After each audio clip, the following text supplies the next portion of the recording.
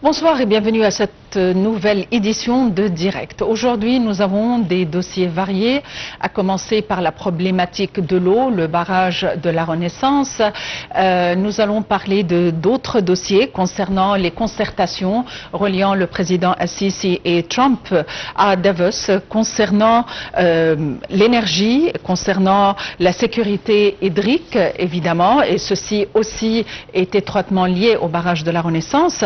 Nous allons parler aussi des concertations et des réunions ayant été tenues à Tunis entre les ministres des Affaires étrangères de l'Égypte, de la Tunisie et de l'Algérie concernant la situation libyenne et aussi autres problématiques régionales concernant évidemment le dossier du Soudan où 3 millions de Soudanais déplacés par la guerre sont rentrés chez eux selon l'ONU. Pour nous donner plus d'éclaircissements, nous avons le plaisir d'avoir avec nous ce soir Dr Tawfiq Klimandos, analyste politique. Dr Tawfiq Klimandos, bonsoir et bienvenue avec nous. Bonsoir madame, je suis heureux. Dr Tawfiq Klimandos, en fait, nous avons des dossiers importants à discuter aujourd'hui et à commencer, et à leur tête évidemment, la question du barrage de la Renaissance qui est un dossier épineux, mais aussi c'est un problème existentiel relatif à l'eau, tellement essentiel pour la survie des Égyptiens et affecte aussi la question de l'énergie hydrique et autres. Donc, où en sommes-nous quant à cette problématique ? Alors, où en sommes-nous aujourd'hui exactement? Je ne pourrais pas vous dire, mais je peux vous donner les lignes essentielles du problème. Vous avez résumé, c'est un problème existentiel, c'est-à-dire on ne peut pas plaisanter là-dessus. D'autre part, on peut dire que le président et l'appareil d'État ont eu une gestion extrêmement intelligente du dossier, mais dont ils ne peuvent pas trop parler puisque l'opinion publique égyptienne est beaucoup plus braquée sur la question qu'eux. C'est un dossier, c'est un problème qui ne va pas disparaître, il va rester plusieurs années, puisque maintenant le barrage est là et il va falloir organiser la régulation des eaux. Ce qu'on peut dire en général, c'est que l'Égypte et le président sont très attachés à un dialogue. Les Éthiopiens, force est de constater que les Éthiopiens ne font pas confiance. Mais le dialogue, il faut aussi avoir des cartes en main et donc nous avons une stratégie d'intensification de notre présence en mer Rouge, dans les pays voisins de l'Éthiopie, pour dire attention, nous ne sommes pas très loin, etc. L'Éthiopie a eu dans l'ensemble une stratégie qui consistait à vendre ce projet en interne chez elle comme un projet de libération nationale par rapport aux méchants égyptiens, etc., etc. Et en externe, de tenir compte des objections de l'Égypte. Il faut voir par exemple que le barrage s'est rempli très lentement, mais en refusant de s'engager par écrit. Or nous tenons énormément à ce qu'elle s'engage par écrit, d'abord pour qu'il y ait un texte, et ensuite parce qu'on a peur à juste titre, de construction d'autres barrages. Nous voulons un précédent. L'Éthiopie préfère négocier au cas par cas pour être en position de force, pour pouvoir avoir des cartouches en main. Et nous voulons un accord général établissant des principes et pas un traitement au cas par cas. Nous avons quelques cartes, à part la pression qui peut compliquer, la pression, je dirais, militaire ou politique, qui peut compliquer ou entraver l'accès de l'Éthiopie à la mer Rouge. Nous avons une autre carte, c'est qu'il faudra bien que l'Éthiopie vende l'électricité que ce barrage produit. Et je sais qu'elle a conclu récemment un accord avec le Kenya, mais ça ne suffira pas. Donc ils ont besoin de nous là-dessus. Donc on a une négociation qui va être difficile. Je ne vois pas l'Éthiopie acceptant signer un accord. Je ne la vois pas ne tenant pas compte de la position de l'Égypte. Et le problème, si vous voulez, central, c'est que l'Éthiopie vocifère, je dirais, contre l'Égypte tout le temps, ce qui exaspère l'opinion publique égyptienne, qui fait qu'elle veut une action beaucoup plus décisive de l'Égypte dans l'affaire. L'action décisive serait très contre-productive. D'abord, elle ne sera pas décisive. Ensuite, nous n'allons pas nous brouiller avec toute l'Afrique sur ce sujet. Et donc ce que nous faisons, je pense, c'est extrêmement sage. On a des propositions de collaboration sérieuses. On entrave, on leur dit on peut vous embêter, donc on entrave leur accès à la mer Rouge, on intensifie une présence militaire et en mer Rouge et dans les pays à côté. En ce qui concerne l'eau, on réduit petit à petit notre dépendance, on multiplie les stations de désalinisation des eaux. C'est vraiment un dossier où je pense qu'on peut être très admiratif du jeu égyptien, même s'il ne plaît pas forcément à notre opinion. Et justement, à Davos, le président Abdel Fattah el-Sisi et Trump ont discuté de la sécurité hydrique égyptienne et des crises à Gaza et en Éthiopie et au Soudan. Dans quelle mesure ceci est susceptible aussi d'avoir un impact concernant l'énergie et concernant d'autres dossiers importants pour l'Égypte? Lors de son premier mandat, le président Trump avait adopté une position plutôt favorable à l'Égypte, voire très favorable à l'Égypte. Et par exemple, il avait veillé à éviter le département d'État. Il avait confié à la négociation au ministère du Trésor, si mes souvenirs sont bons. Là, il est dans une autre démarche, et il nous dit toujours la même chose, c'est-à-dire qu'il est très près, qu'il est proche de nous appuyer et nous appuyer lourdement. Mais alors je ne sais pas si c'est sous-entendu ou dit clairement, mais en échange, il veut des choses. Et je suppose ce qu'il veut est sur Gaza. Après, je ne suis pas tout à fait au courant. Vous savez, et le pouvoir américain actuel et le pouvoir égyptien aiment la diplomatie secrète, donc je ne peux pas vous dire où ça en est. Ce que je peux vous dire, c'est qu'il y a une proposition américaine d'aide importante, mais je ne sais pas qu'est-ce qu'ils demandent en échange, et tout le jeu va être à équilibrer les deux. Parce que la question de l'eau du Nil est existentielle, mais celle de Gaza l'est aussi. Je pense qu'il avait aussi demandé des exceptions concernant les navires américains qui passent par le canal de Suez. Ouais. Voilà, ou que ce soit gratuit ou avec des exceptions ou des choses pareilles. Je pense que c'est le plus facile, j'en sais rien, mais a priori c'est le plus facile. Et à votre avis, est-ce que c'est vraiment possible d'exercer des pressions quelconques sur l'Éthiopie de manière à quand même parvenir à un compromis? Parce que la position éthiopienne était vraiment était loin d'être flexible. La position éthiopienne n'est pas flexible sur les documents écrits. Et elle passe son temps, on peut les comprendre, j'aurais peut-être fait la même chose à leur place, mais à nous ressortir toutes nos fautes réelles ou supposées depuis la nuit des temps. Après cela, nous, ça dépend de qu'est-ce qu'on veut. Des pressions, je pense qu'elles sont possibles. Est-ce que les États-Unis, parce que l'Égypte, j'ai exposé les cartes que nous avons en main, ne pouvons pas acheter leur électricité, nous pouvons les embêter devant des instances internationales, demander qu'on ne leur demande pas d'argent sauf s'ils arrivent à un accord. On a des millions de manières de les embêter. Est-ce que les États-Unis ont les moyens d'exercer de pression sur l'Éthiopie? En théorie, oui. Mais en pratique, l'Éthiopie a un jeu semblable au nôtre, qui est, on parle à toutes les parties. Si les États-Unis embêtent trop les Éthiopiens, ils vont faire d'ouverture vers les Chinois. Il y a déjà une grande présence chinoise en Éthiopie. Donc, on peut faire des pressions, ça c'est certain. Il faut qu'elles ne soient pas contre-productives. Et il faut à la fois qu'elles soient insistantes, mais qu'elles ne poussent pas l'Éthiopie à renverser la table. Il faut dire que ce projet du barrage de la Renaissance, à votre avis, est-ce que ce serait possible que ce soit vraiment purement éthiopien? Est-ce que l'Éthiopie avait les moyens au niveau technique et financier de construire un tel barrage, ou est-ce qu'il y avait des parties, des tierces parties qui sont rentrées en jeu depuis longtemps? C'est une volonté éthiopienne. En général, nous avons tendance à penser que les pays africains sont toujours mus par d'autres acteurs, mais c'est une volonté éthiopienne. Après, ils se sont fait aider, ça c'est clair. Je ne pense pas qu'ils avaient les moyens, personne n'a les moyens de faire ça tout seul, mais c'est leur volonté autonome. Ils se sont fait aider, ça c'est clair. Ils ont aussi profité du fait que l'Égypte a perdu 2 ans entre 2011 et 2013.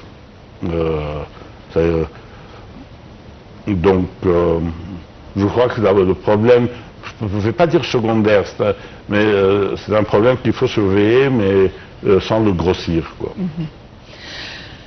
Il faut dire que le président Abdel Fattah el-Sisi et son homologue américain Donald Trump ont discuté mercredi 21 janvier des crises en cours à Gaza, au Soudan, ainsi que du dossier du barrage de la Renaissance en marge du Forum économique mondial à Davos, selon un communiqué de la présidence égyptienne. Le point. En marge du forum de Davos, le président Abdel Fattah el-Sisi et son homologue américain Donald Trump ont échangé sur Gaza, le Soudan et le barrage éthiopien, soulignant la sécurité hydrique du Nil et le rôle américain dans les négociations. Les discussions ont porté sur la sécurité hydrique du Nil, que le chef de l'État égyptien a qualifié de question existentielle pour l'Égypte. J'essaierai de réunir le président el-Sisi et le premier ministre éthiopien pour examiner la crise du barrage, a annoncé le président américain lors de l'entretien. El-Sisi a remercié Trump pour son implication constante dans le dossier du barrage, estimant qu'un parrainage américain des négociations pourrait ouvrir la voie à une avancée majeure dans ce dossier au point mort depuis plusieurs années.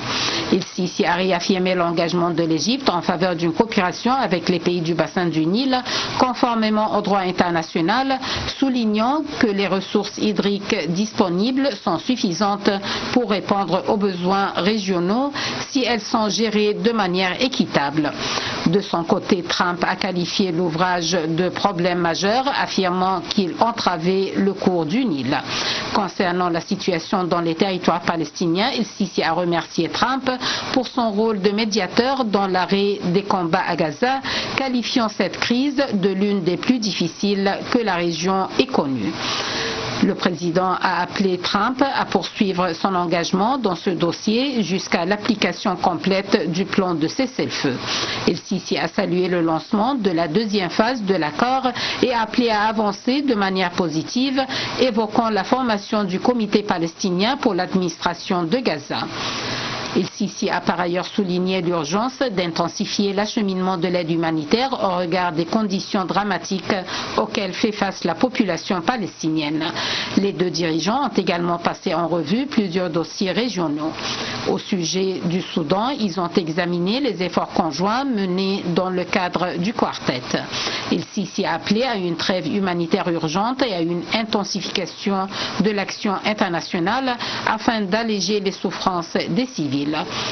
Concernant le Liban, le président el-Sisi a souligné l'importance d'un rôle américain visant à mettre fin aux attaques et aux violations de la souveraineté libanaise, permettant aux institutions de l'État d'exercer leur autorité sur l'ensemble du territoire. El-Sisi a salué la proposition de Trump d'établir un conseil pour la paix et a exprimé son soutien à cette initiative dédiée à la résolution des conflits.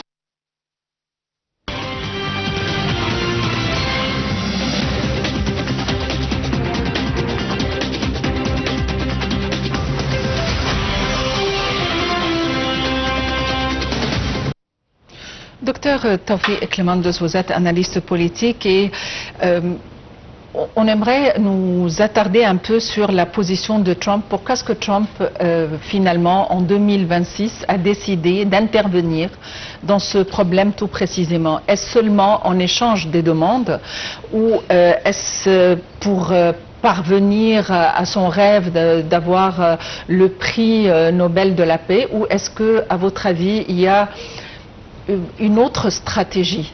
Nous parlons de l'Éthiopie ou de Gaza? Non, concernant la question éthiopienne toujours. Alors, il est clair que le président américain se veut faiseur de paix, et de paix à travers la force. Il est évident que l'Égypte est quand même une pièce maîtresse dans tous les dispositifs de sécurité moyen-orientaux, que c'est à peu près le seul pays qui a un appareil d'État, le seul pays arabe qui a un appareil d'État très ancien, ayant accumulé expérience et savoir, et que, je ne dirais pas ça tous les dossiers, mais il y a un certain nombre de dossiers importants où rien ne peut se faire contre l'Égypte. Alors, l'Égypte peut ne pas pouvoir imposer sa volonté, il y a beaucoup d'acteurs, mais par contre, elle peut bloquer les choses. Et donc, il a intérêt à avoir un partenaire fiable et en même temps à avoir des pressions sur ce partenaire fiable. Donc, mais on continue toujours de parler des problèmes techniques concernant la construction du barrage et du danger qui s'opposent au Soudan et à une partie de l'Égypte. Comment se fait-il que Trump, par exemple, ou les autorités éthiopiennes prêtent une oreille sourde à ce danger? Ah, ça c'est une bonne question. Alors je peux confirmer que, enfin je ne suis pas ingénieur, mais toutes les personnes qui suivent le dossier à qui j'ai pu parler disent que les problèmes ne sont pas inventés par l'Égypte. Après, quels sont les calculs éthiopiens? Il faudrait demander à un Éthiopien. Il y a un problème sérieux en matière de fiabilité du barrage, ça c'est certain. Après, comment vous dire, est-ce que ça fait qu'ils ne peuvent pas le remplir et ça nous arrange? Je ne sais pas. J'ai peur de vous dire une bêtise.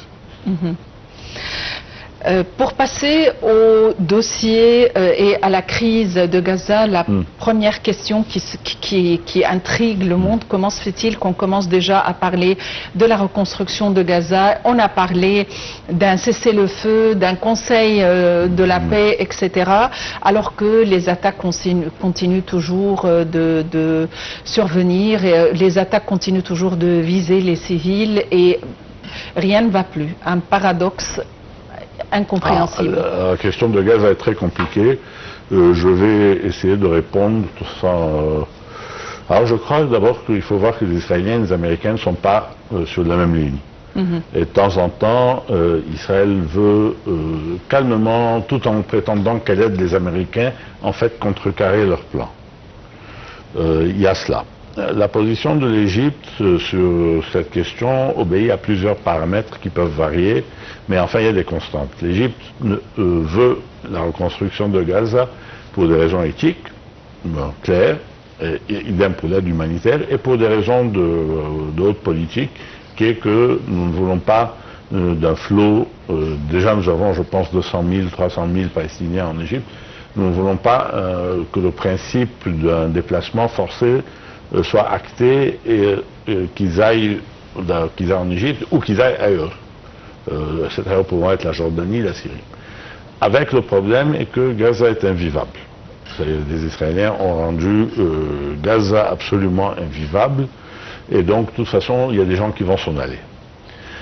Un autre paramètre est que l'Égypte veut une réunification du leadership palestinien. Et donc, je pense que faire revenir l'autorité à Gaza, l'autorité palestinienne à Gaza, est un objectif important. En même temps, elle ne veut pas que le Hamas se lance dans une stratégie du pire. Nous avons de mauvais souvenirs avec le Hamas. Par exemple, ils ont joué un rôle dans la déstabilisation du Sinaï. Pour parler des points prouvés, il y en a d'autres aussi, ou pour des points les plus évidents. Et que le Hamas, disons, l'avantage, le seul avantage, ou un des seuls avantages du Hamas, c'est qu'il impose une discipline assez militante. Si la direction n'existe plus, ou si elle veut jouer la stratégie du pire, on risque d'avoir des dizaines de petites cellules dangereuses. Donc, à la fois, nous voulons le retour de l'autorité palestinienne, mais nous voulons une solution qui n'exclut pas le Hamas du jeu politique pour l'obliger à se comporter de manière responsable, pour dire les choses clairement, parce que j'exagère peut-être, mais il y a un peu de ça. Qu'est-ce qu'on peut dire d'autre? À votre avis, est-ce que Trump va insister et va continuer d'exercer des pressions sur le transfert des Palestiniens, sur le fait qu'ils doivent absolument quitter leur territoire? Il y a des gens, comme vous l'avez mentionné, qui sont partis, effectivement, soit qui se sont fait leurrer par des promesses israéliennes, soit que vraiment ils ont trouvé que la vie était insupportable. Mais est-ce qu'il va continuer à exercer des pressions sur d'autres États, y compris l'Égypte, pour il peut exercer des pressions comme il veut, c'est-à-dire il y a un facteur qui joue en sa faveur, d'autres qui jouent contre. Celui qui joue en sa faveur, c'est que Gaza n'est pas viable. On ne peut pas demander aux gens de vivre en plein air, en plein hiver, sans endroit où, comment on veut dire, sans rien, quoi. sans entrer dans des détails sordides. Mais rien. Par contre, je peux vous dire que je crois comprendre que, par exemple, même les familles palestiniennes qui sont anti-Hamas à Gaza, ou qui ont des liens avec des puissances arabes anti-Hamas, disent pas question qu'on s'en aille maintenant. J'ai en tête des familles intéressantes, c'est-à-dire elles sont anti-Hamas, elles ont des liens avec des pays anti-Hamas, un pays arabe anti-Hamas, et elles ont de l'argent, c'est-à-dire qu'elles peuvent aller à l'extérieur. Et elles ont de la famille à l'étranger. Cela dit, pas maintenant. Là, on reste, c'est central. Il ne pourra pas contraindre le peuple palestinien ou tous les Palestiniens à s'en aller. Alors il peut exercer des pressions, je pense qu'il est plus réaliste qu'on le dit et qu'il sait que c'est pas possible, ou peut-être qu'il finira par le voir s'il ne le voit pas encore. Je ne sais jamais avec lui s'il ne demande pas quelque chose pour avoir autre chose, quoi. À votre avis, est-ce qu'il y aura vraiment des accrochages avec l'Iran entre Israël et l'Iran, les États-Unis et l'Iran? Alors, ce n'est pas un dossier que je connais, je peux vous dire l'opinion de ceux qui connaissent le dossier, que ce soit ici ou ailleurs. Ils pensent que c'est au programme. Alors, c'est au programme quand? Je ne sais pas. Alors, d'habitude, on disait plutôt fin du printemps, début de l'été prochain. Apparemment, ça s'est accéléré. En général, quand vous mettez le nombre de forces que vous avez déployées autour de l'Iran, on ne met pas ce genre de forces pour ne pas les employer.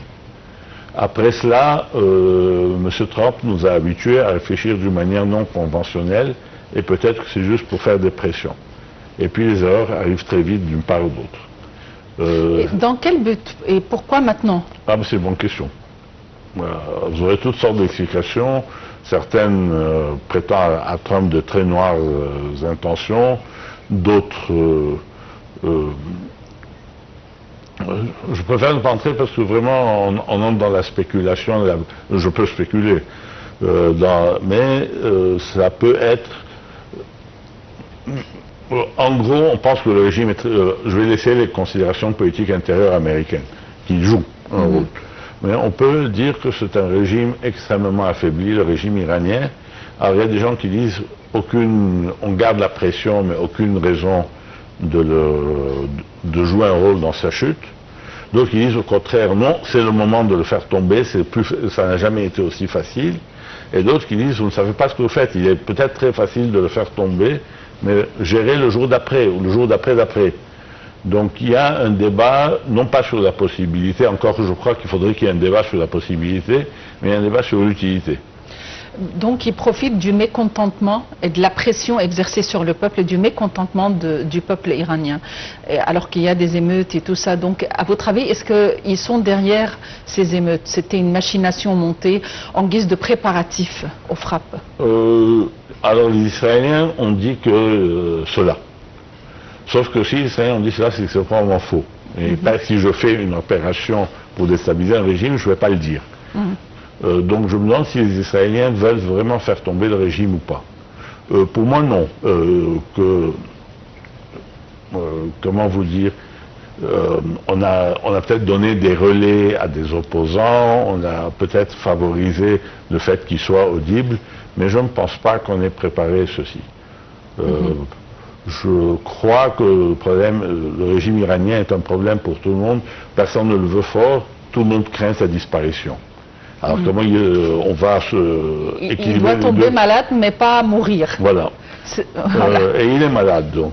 Après, je vous parle comme si tout le monde était des acteurs rationnels. Je ne suis pas sûr que tout le monde soit un acteur rationnel. Et on s'est compris. Je crois que peut-être M. Trump lui-même ne sait pas ce qu'il veut faire.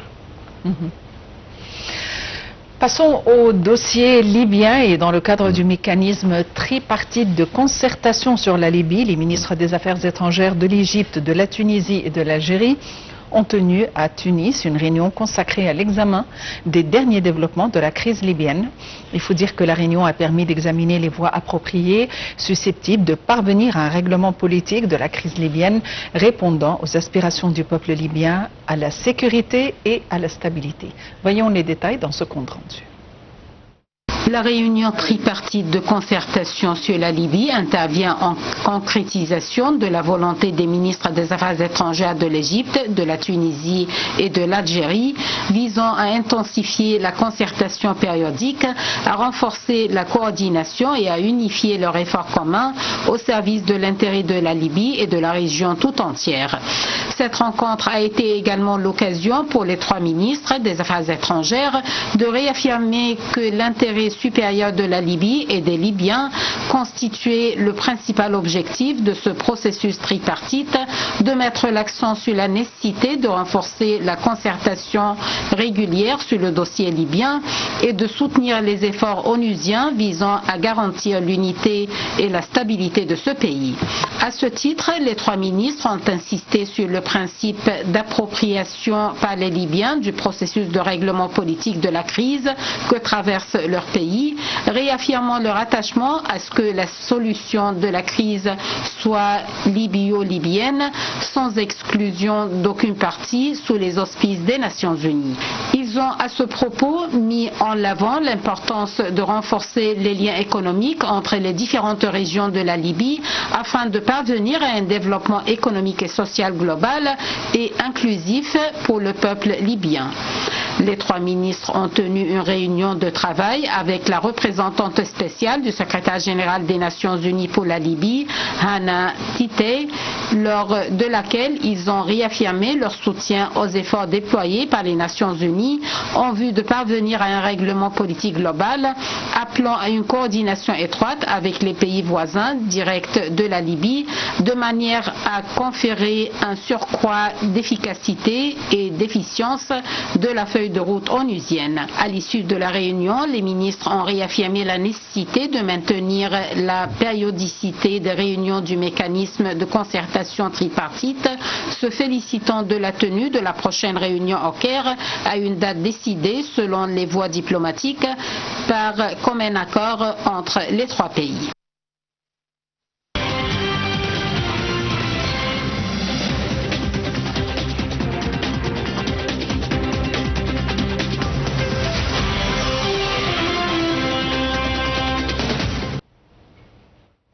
Docteur Tawfiq Clément, de ce que veut-on dire en termes politiques, principe d'appropriation par les Libyens du processus de règlement politique? Dans quelle mesure peut-on s'approprier un régime politique ou un règlement politique? Je vais vous répondre, mais je voudrais ajouter deux choses sur l'Iran que je voulais dire, je vais le dire très vite. La première est qu'à un moment donné, le président Trump a voulu un deal avec la direction iranienne et que ça n'a pas été possible pour toutes sortes de raisons. Et la seconde, c'est que le modus operandi de Trump jusqu'à maintenant permet d'avoir des doutes sur sa capacité à faire tomber le régime. C'est-à-dire qu'en général, il a toujours privilégié un coup d'arbre, un coup extrêmement violent, et puis il ne veut pas de guerre longue. Il a promis qu'il n'y aurait plus de guerre longue. Donc voilà deux éléments que je n'ai pas introduits dans l'équation. Pour revenir sur l'appropriation,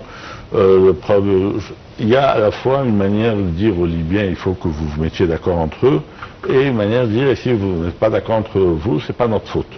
Dans l'ensemble, on peut dire que on est dans une situation qui ne satisfait personne, mais elle les satisfait sur un point. Ça pourrait être pire. Et qu'on est... Oui, aucun problème. On est très content, et qu'on est très content du fait que ça n'empire pas. Par contre, ça ne s'améliore pas. Et donc, la question qui se pose, c'est que faire pour améliorer les choses? Alors, on a un programme, restaurer l'État libyen, organiser des élections présidentielles et parlementaires, et qu'il y ait un accord de tout le monde là-dessus.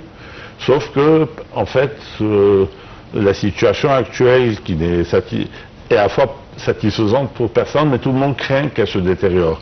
Donc il y a un blocage.